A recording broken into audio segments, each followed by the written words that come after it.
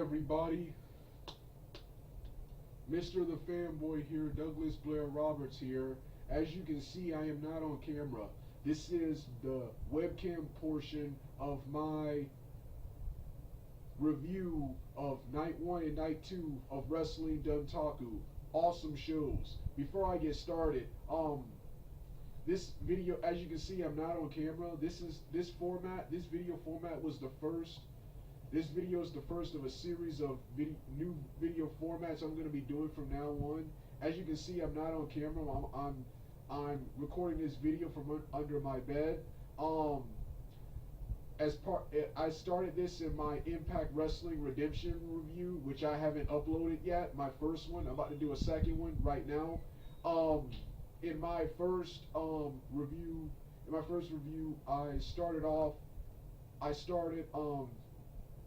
I started the video talking off camera, then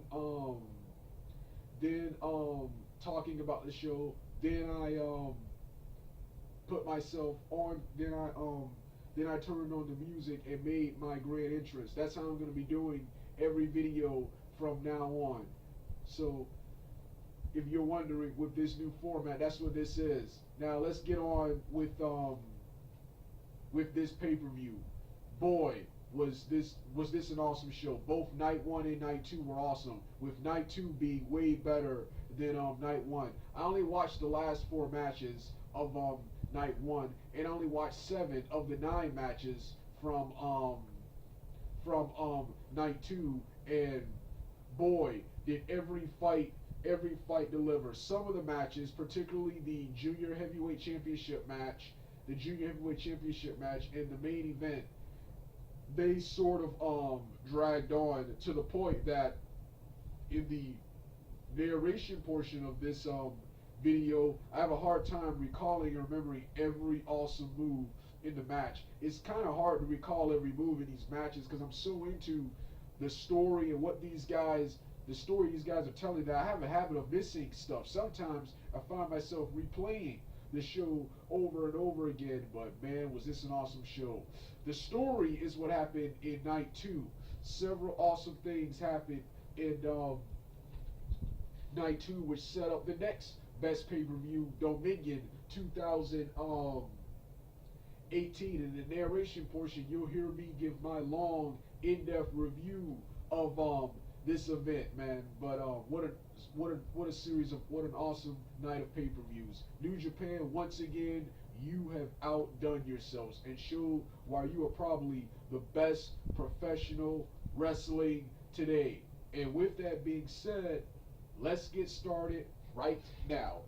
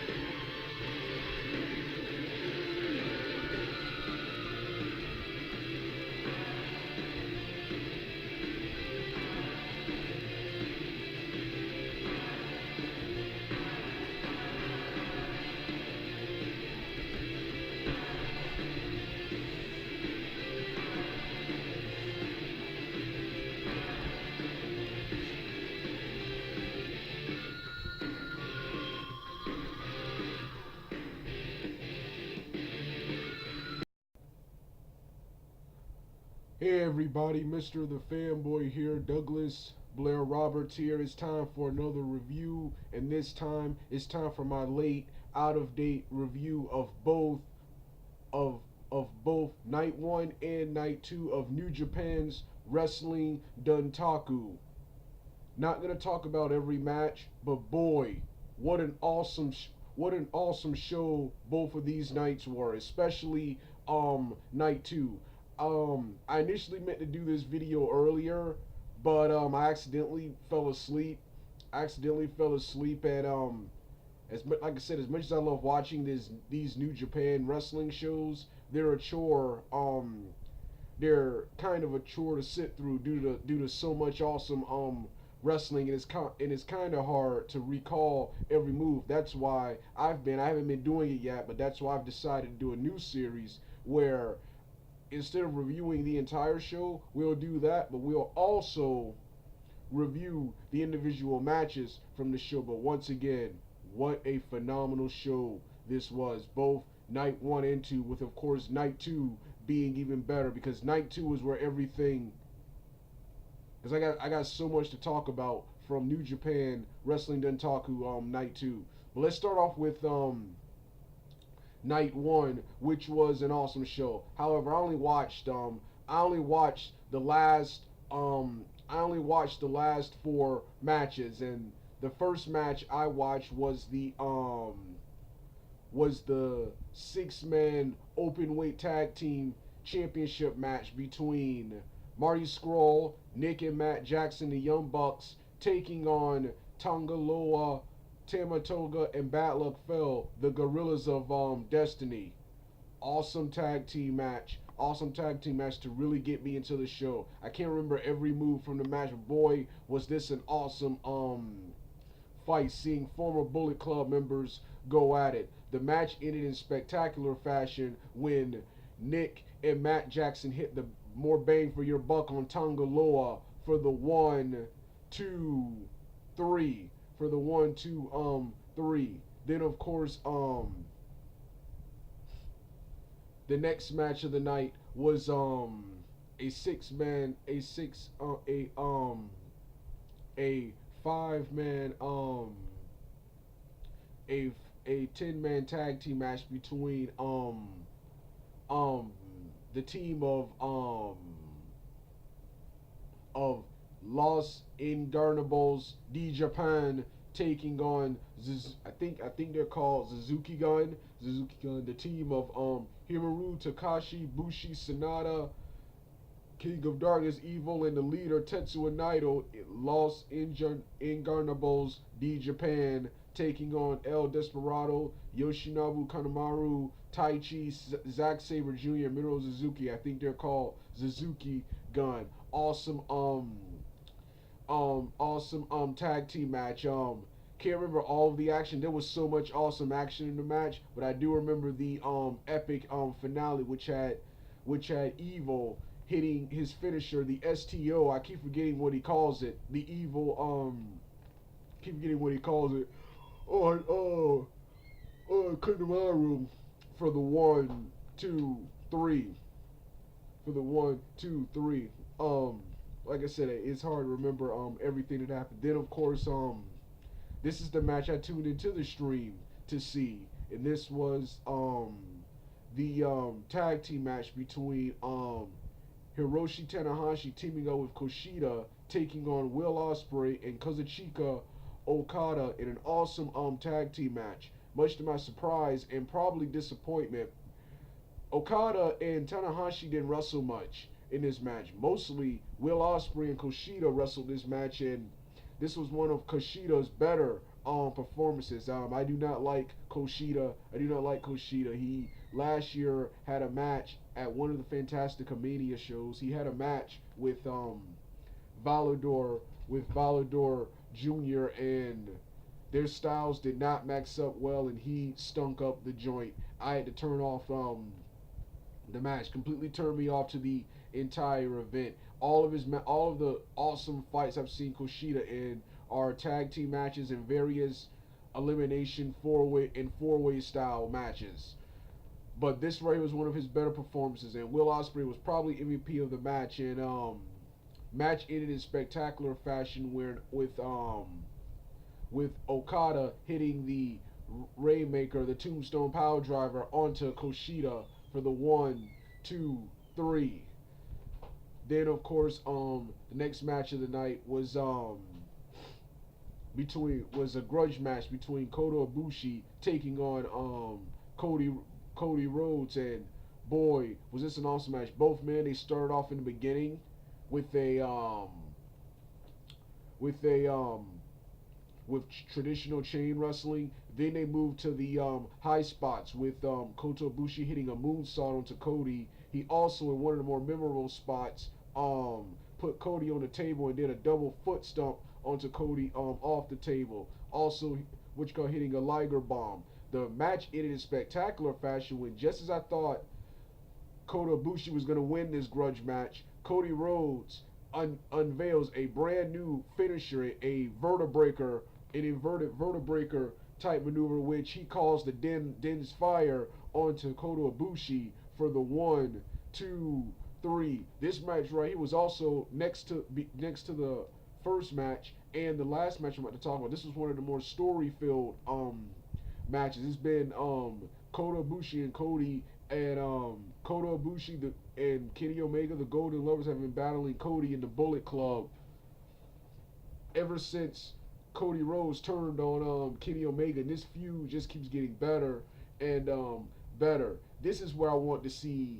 I'm going to refer to my Ring of Honor Supercard of Honor review. This is where I want to see Cody and Kenny Omega and Ibushi and them duke it out. Not at some lame, no disrespect to Ring of Honor. Ring of Honor is awesome, but I don't like their production values. Their production values have improved, but I don't like their production production values. They're poor in comparison to various other wrestling companies, and I want to see Cody and Omega and Ibushi at a big time show like this Dontaku, instead of um a basement fed like Ring of Honor, like Ring of Honor. But this right here was an awesome match. It did, however, drag on a bit. Probably my only problem with these matches. Then you got the main event between Kenny Omega and Hangman Page. Boy, was this an awesome fight. Yeah, I didn't say awesome match.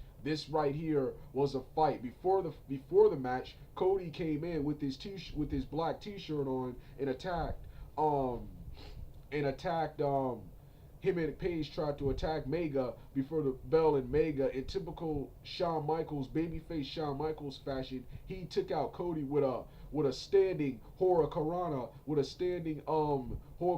then dived onto both of them to immediately gain the advantage. And these guys brawled all over the place. So many high spots, too many high spots to call. I'll definitely talk about all the high spots in this match when I get to my match review, because I really want to rewatch these fights and give a longer, in-depth review of these fights. But just an awesome fight, just an awesome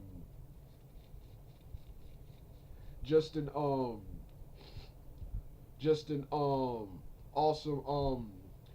just an awesome fight. One of Kenny Omega's better performances. I've also been sort of, like I said, boycotting Kenny Omega matches because I don't want it, but I'm predicting he will. Kenny Omega's contract with New Japan is up in 2019, so I'm predicting that in 2019 he will part ways with New Japan and go to the WWE, and that right there is something I don't want, but it seems inevitable. He's currently 35 years of age right now. Yeah, these guys are already, they're young, but they're older than I thought they were. He's already 35 years old, and he'll be 36 next year. So if he wants to go into WWE, if he ever wants to get into the WWE, it'll be now. It'll either be then or never. It'll be then or never. So I'm predicting he'll go to the WWE. But like I said, this right here was just an awesome fight. Too many moves. They counter. Kenny Omega. He wins the match in spectacular fashion with his winged power driver maneuver. But both of these men hit so many awesome moves in the match, which I'm going to talk about in my match review of this event. But an awesome event. I didn't watch the first four matches. I'll watch those in the future and give my thoughts on those. And I may in the future, because I love this show so much, review this show in webcam portion, in full length webcam portion in the future. But I didn't watch the first four. I started with the 6-man open weight tag team match. Now let's get to night 2, Wrestling Dontaku night 2. This right here, this show right here was even better than night 1, and as it should be. I initially wanted to do a review of New Japan Wrestling Dontaku night 1 and give a review of that show, a short review of that show, then give my thoughts on New Japan Wrestling Dontaku night 2, but the show started that morning. It happened earlier than I expected to. Right around the time, and I then took a nap. And when I woke up, the show was already over with the results and everything. So I figured, okay, there's no reason to do a review and my thoughts on Wrestling Dontaku Night 2. Just review both shows. Both shows now, and this show right here was an awesome show. I only watched 7 out of the 9 matches. I started with the opening match, and that was the veterans Ryusuke Taguchi, Tiger Mask 4, and Jushin Thunder Liger taking on the New Japan Dojo rookies Yuya Uemura, Ren Narita, and Shota Yamino. Not much to say about this match, but other than a fast-paced 6-man tag team match to start the show. I can't wait to see more of these rookies. I tuned into the show. I tuned into this match because I want to see the legends. I want to see the legends duke it out. I don't remember. Oh yes, I do remember the finish now. Ryusuke Taguchi, he hit his finisher, the Oh My and Gorenko hold tap for the tap out on one of the rookies. I don't remember who it was who got pinned, but this was an awesome fight to start the show. The next match of the night I watched. Oh yes, I watched the second match, which was Tomoyuki Oka and my boy Yuji Nagata taking on Chase Owens and Yujiro Takashi.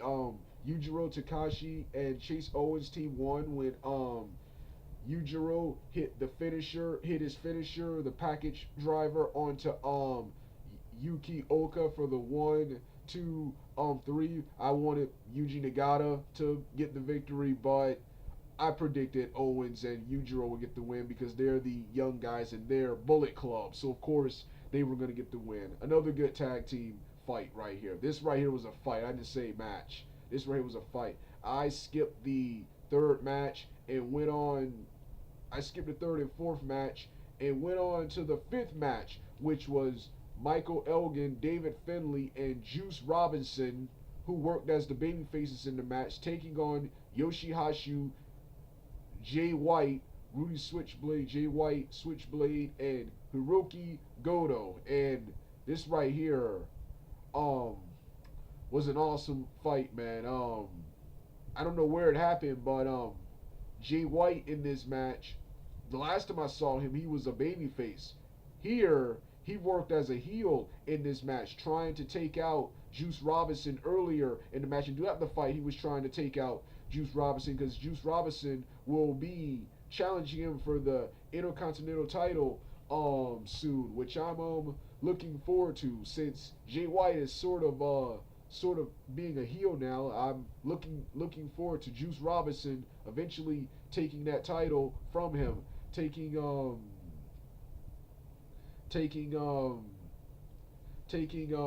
that title from him. Jay White's team won when Yoshihashi hit his finisher, the Karma, onto David Finlay for the 1, 2, 3. I'm also going to talk about David Finlay and Michael Elgin before I move on to the next fight.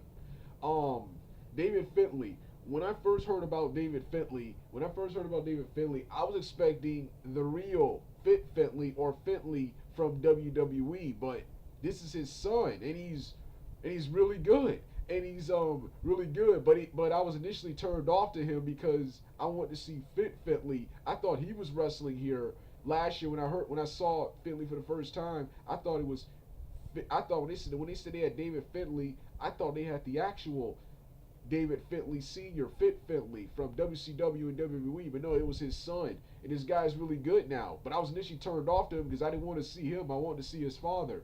Then you have Michael Elgin, I didn't care much for him in Ring of Honor. He's had some good fights in Ring of Honor, but I didn't care much for him. He's been just awesome here in New Japan. He's way better in Japan than he is in Ring of Honor. I'm actually surprised he wasn't in WWE yet. I could have sworn he was already in WWE. Oh yes, but I confused him with Tommaso Ciampa.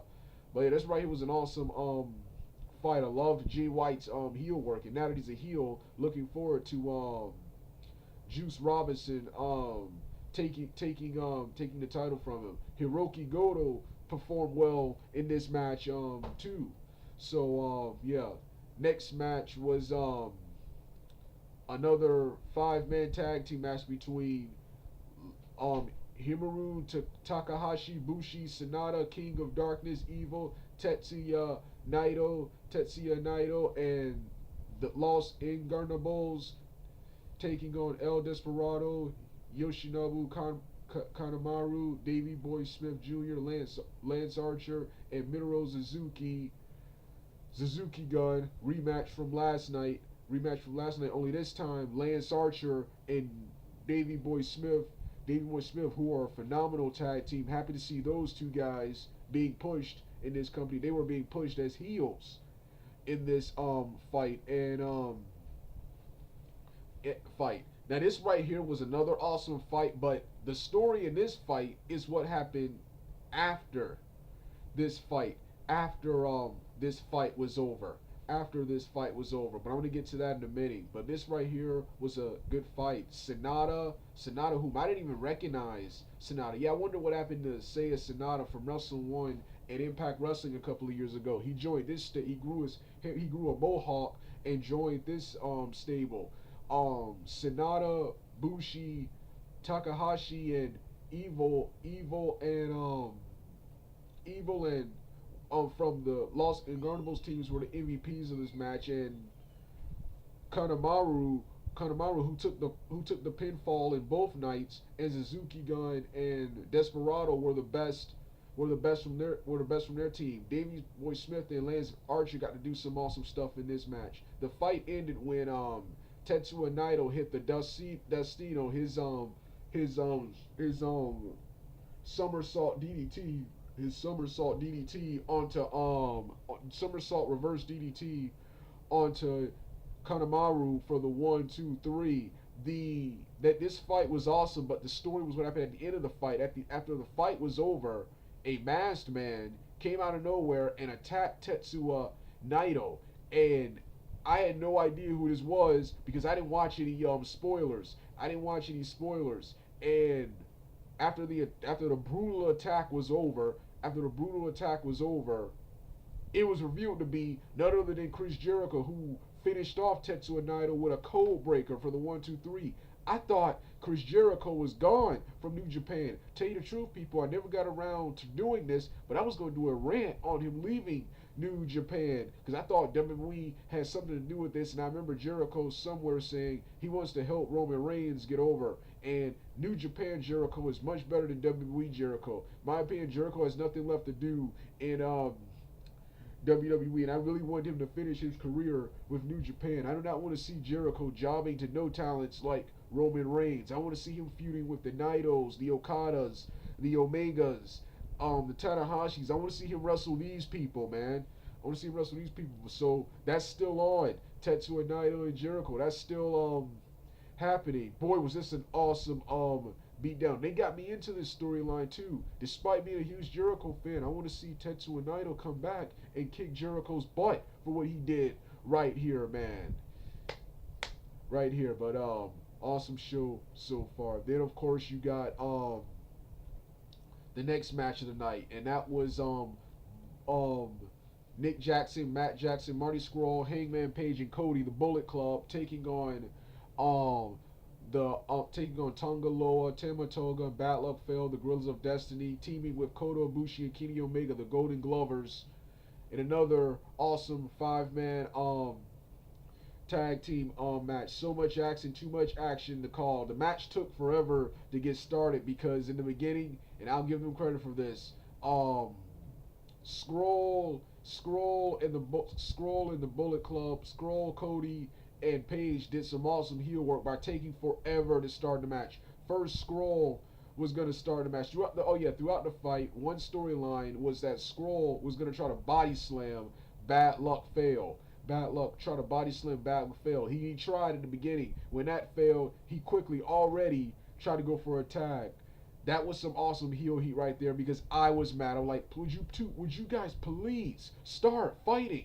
And then these guys were taking forever. The Bullet Club would not tag him in, would not let him tag out, They forced him to fight. Then finally they tagged. Then he finally tricked and tagged in Cody. Then Cody took forever to start. So then Cody tagged in then Cody tried it, then he tagged in Page, but this was a good fight, but it took forever to get started. After so much awesome action, the fight ended in hilarious fashion when Scroll tried to body slam Bad Luck Fale. It was failing. Bad Luck pretty much fell on top of him with a body press pin for the 1, 2, 3. After so much exciting action, it ended in a hilarious anticlimactic fashion, just like that, man. Other memorable and cool moment came at the end where everyone except for Ibushi and Kenny Omega, everyone after the fight fully embraced it, the too sweet gesture to put this rivalry aside them. So the Guerrillas of Destiny and the Bullet Club are now one again. It's only Omega and Cody. It's only Kenny Omega and Cody still feuding, who of course didn't participate in the too sweet gesture, but awesome bromance moment, man. Yeah. Next match of the night was the IWGP Junior Heavyweight Championship match between Will Ospreay and Kushida. Another awesome match. Only problem with this match is this match dragged on, and it really dragged on. I'm looking at the time here. It was 23. It was 23 minutes and 46 seconds. This fight right here really dragged on. It was especially kind of nauseating because it was tiresome because I really wanted to see the main event. But this was a good cruiserweight match, and this right here, this was a good junior heavyweight championship match, and this right here was Kushida's best singles performance I've seen of him. They started off in the beginning with the chain wrestling, how I like it to start. If you have to have a long fight like this, they started off traditional, the chain wrestling in the beginning. Then of course, next they went to the the elbows and the kicks, and the high spots. And the high spots, one of the more memorable moments is when was Kushida who like I said, this was his best performance. When they were on the outside, he hit a springboard. He kicked up, hit a springboard DDT onto Ospreay on the either on the apron or to the outside. It was brutal. And despite that, Ospreay still hit hit a moonsault 450 splash onto Kushida onto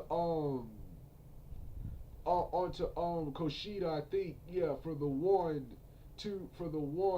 2, 3. Like I said, so many awesome moves in this match. Like I said, this was Kushida's best singles performance I've seen him in. Before this fight, like I said, Kushida's my least favorite in New Japan. I've only seen him in tag team matches. I've only seen his best in tag team matches and pretty much matches that involve multiple people. But this right here was his best performance. But the story came what happened at the end.